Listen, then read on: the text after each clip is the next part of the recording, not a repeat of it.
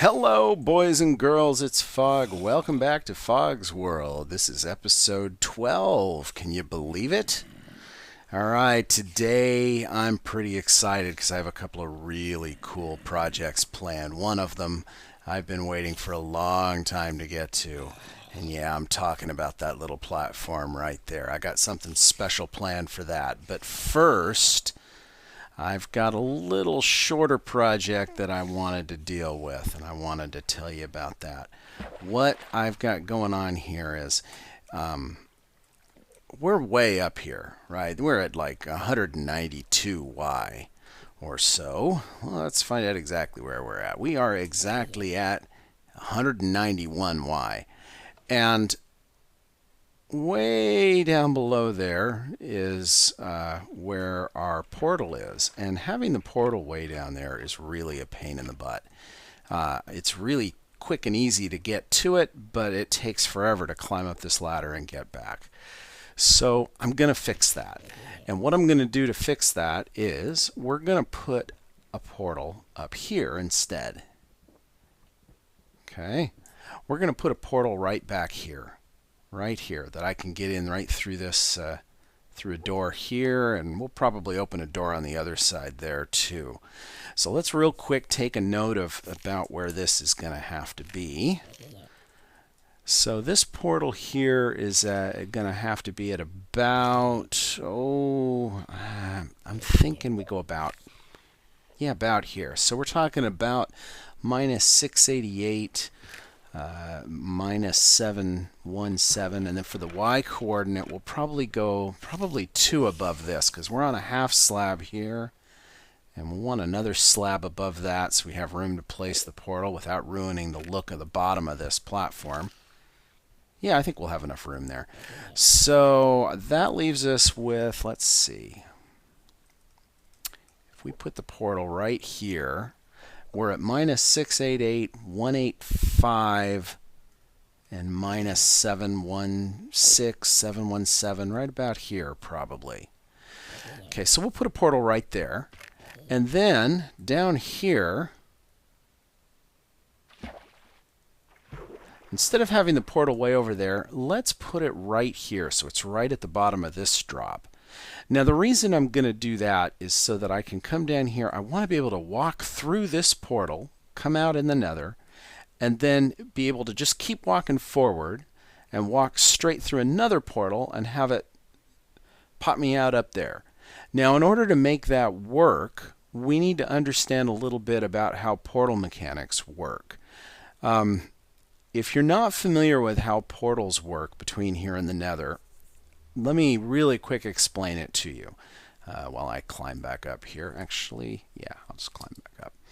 So the way portals work is when you walk through a portal from the overworld into the Nether, the first thing that happens is your X and Z coordinates are immediately divided by 8 because the distances are reduced by a factor of 8 in the Nether.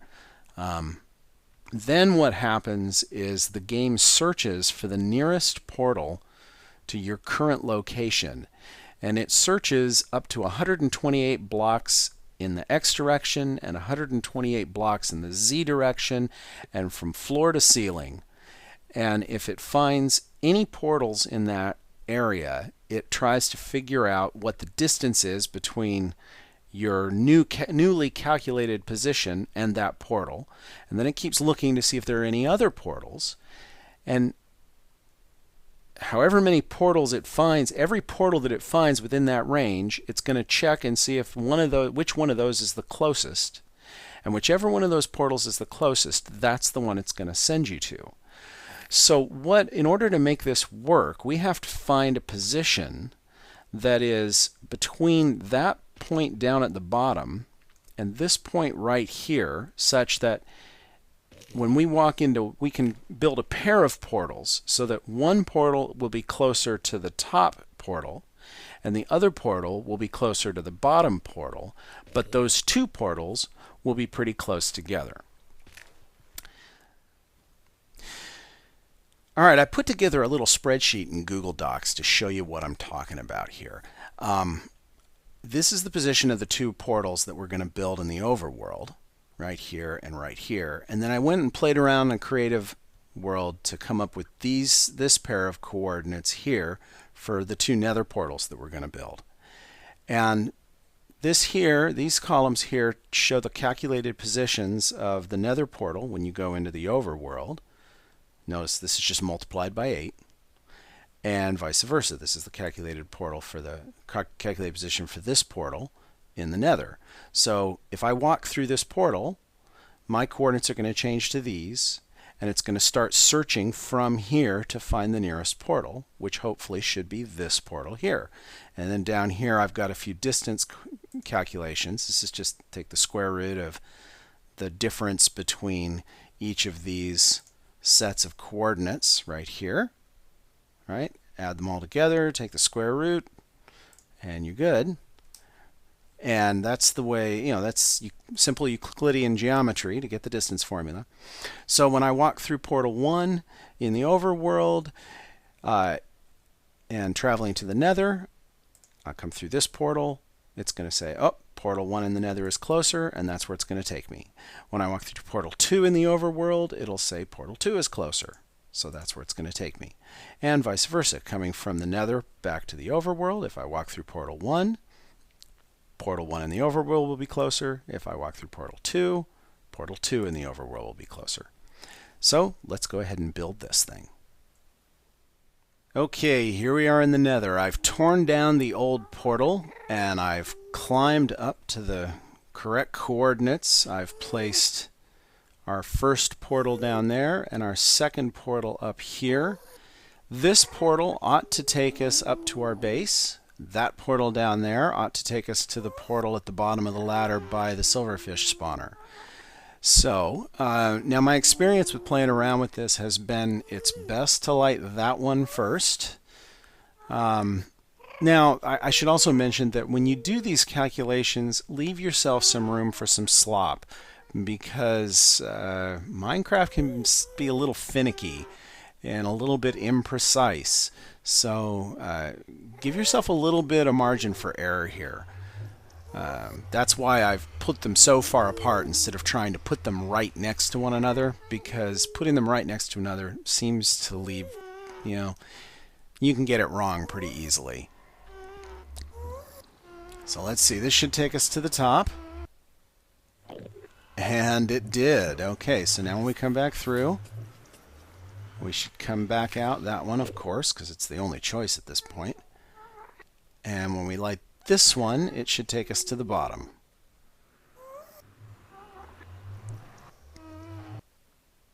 And we're there. Here we are at the bottom.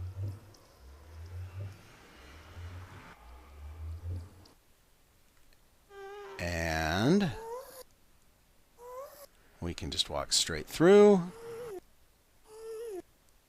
And here we are at the top. No more climbing that big long ladder, folks. It's now much easier. And we didn't even need to build an elevator. How about that?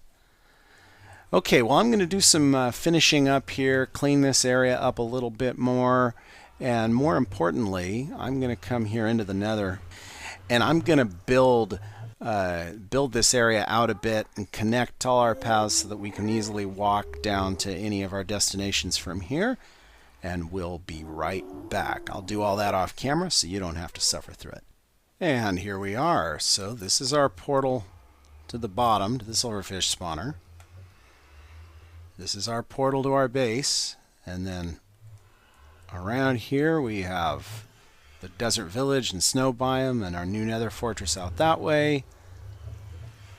The old nether fortress is out that way and our old outpost. We have the extreme hills biome portal way out that way, and the snow biome portal way out that way. I don't expect to actually use either of these all that much, but we can get there if we want.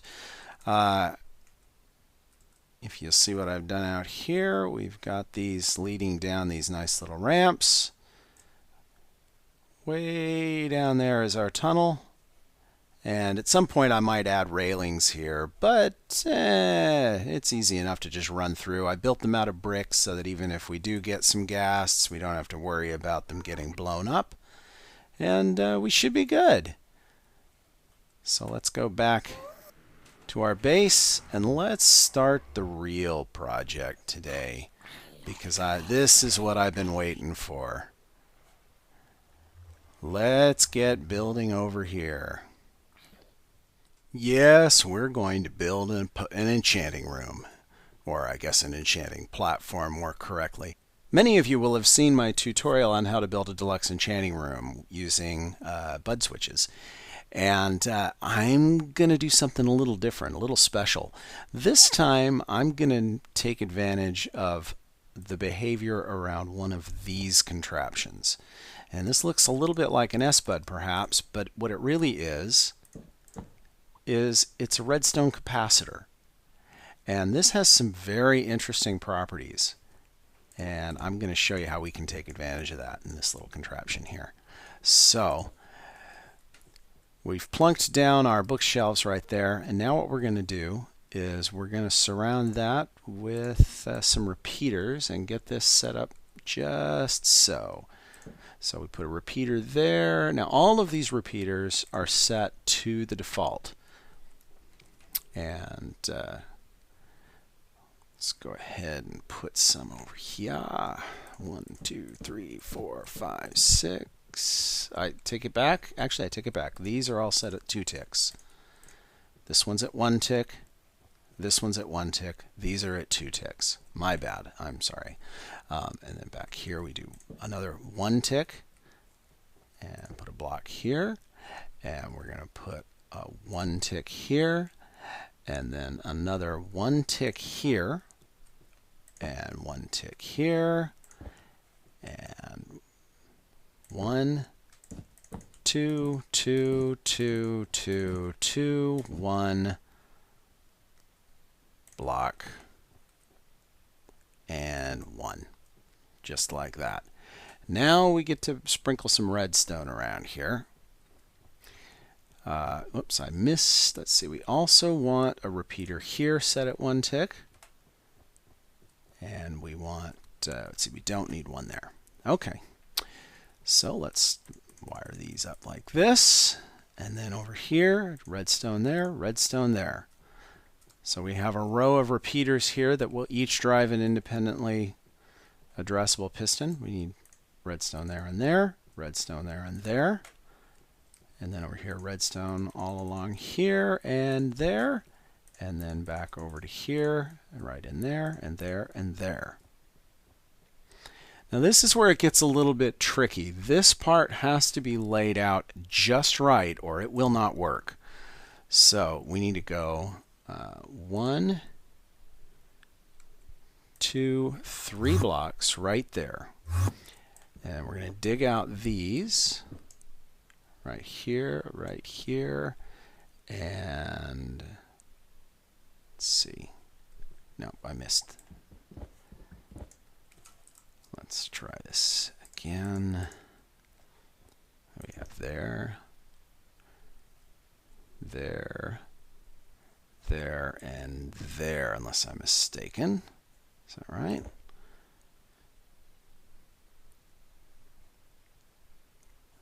Boom, boom, boom, and boom, and boom. Just like that. Okay, now this distance is very important that we get this just right. 1, 2, 3, top slab, regular slab, down there, down there, down there. That is correct. Now from right here, we're going to extend a redstone line that goes 11 blocks. 1, 2, 3, 4, 5, 6, 7, 8, 9, 10, 11. And into, let's see, we're going to dig that hole out there. We're going to need to remove this block, unfortunately. Is that correct? Yeah, we need to remove these 2 blocks. We'll figure that out later, but for now we may end up with a hole there. That's okay. We need a repeater under here set to 3 ticks. And we can put this block back now. Is that right? No. No, no, no. No, we can't. No, we can't. No, we can't. No, we can't. It's redstone, redstone onto this block here. Is that correct? Yeah, I think it is. This looks right. Okay, now up above this, we're going to put block, block, block, block, block, block, block, block, block, block, and all the way to there, if I'm not mistaken. And there is also a block that goes right here. And we put a torch right there. We're building a monostable circuit right here is what we're doing. And we put a torch here. Is that correct? Yes. And now we're going to dig this trench out here, back all the way to right here. Right. And we put a regular piston right there. Fill in this hole with redstone. Oh, I'm out of redstone. I will be right back after I get more redstone. I'm back with more redstone here, so we'll finish putting our redstone in here. So right under here, the way this looks is you've got these 13 go right here. I think that was 13 blocks. Let me double check that. 1, 2, 3, 4, 5, 6, 7, 8, 9, 10, 11. Sorry, it's 11 blocks. 1, 2, 3, 4, 5, 6, 7, 8, 9, 10, 11 blocks into a block here with a torch, with a 3-tick repeater underneath and some redstone, over to this block with a torch, and then a line of redstone back there leading to this piston. We're going to cap the back of this to break the connection between this redstone and that redstone. All the way to there, just like that. And then along the top, all we have to do here is we place 1, 2, 3, 4, 5, 6, 7, 8 of these guys, skip 2 and place 1. Just like that. Actually, I'm sorry, skip 1 and place 1. Although you could do it either way, but I only want 1 here. So we have 1, 2, 3, 4, 5, 6, 7, 8, skip a block and place another one. All right, let me explain to you how this works. When I step on this pressure plate right here, it's going to send a signal through this redstone, through that redstone capacitor, and back here, and the signal reaches just far enough to light that first repeater, which brings up that bookshelf right there. Now, when I walk off this, let's make this a little easier to get around here, shall we?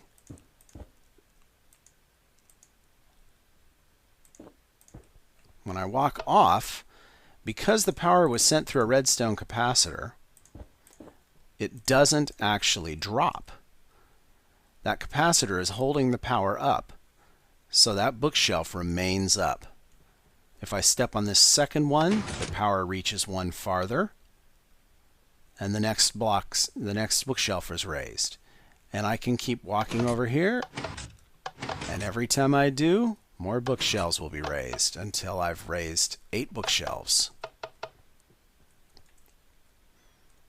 1, 2, 3, 4, 5, 6, 7, and it would be 8 except for, let's see, no, 1, 2, 3, 4, 5, 6, 7, it should be 8. And it's not. Why am I not getting an 8th?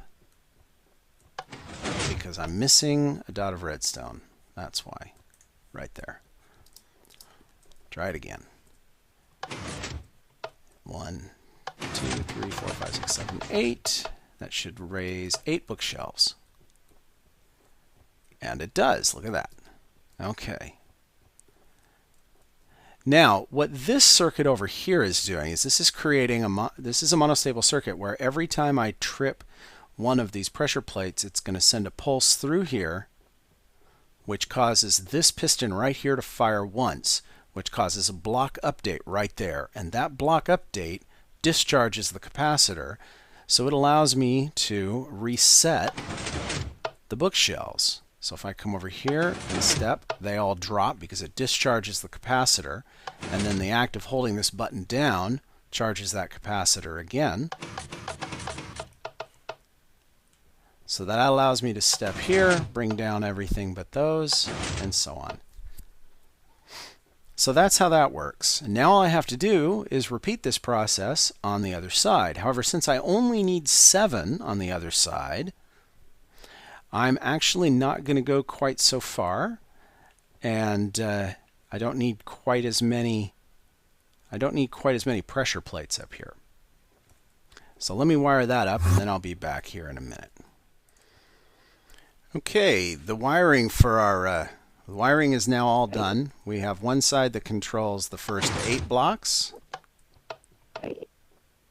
the first 8 bookshelves, and let me get myself out of this little hole here. And this side over here controls the other 7. And it's very easy to dial it up or down to whatever number we want. And it's super cheap to build. It's very efficient resource-wise. It's a really fun design. I really like this one. Hopefully you will too. Now I'm going to go ahead and cover this all up, make it look pretty, and I will be back in just a second.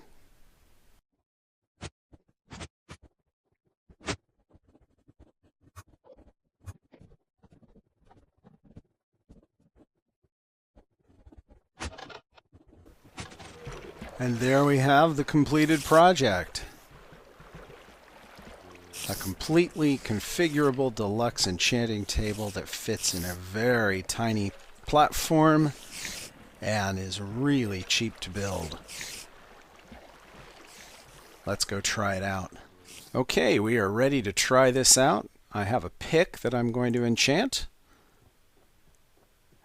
And we need to have, we've got 30 levels of enchant, so we want the full meal deal here. We want the all 7 on this side, and we want all 8 on this side. Right there. So we now have the full complement of 15. And let's do it. Survey says Fortune 2. Oh, well, could be worse, I suppose. Well, anyway, that's our enchanting table. That's it for today's episode, guys. Thanks for watching. Thanks for subscribing. And we will talk to you again next time.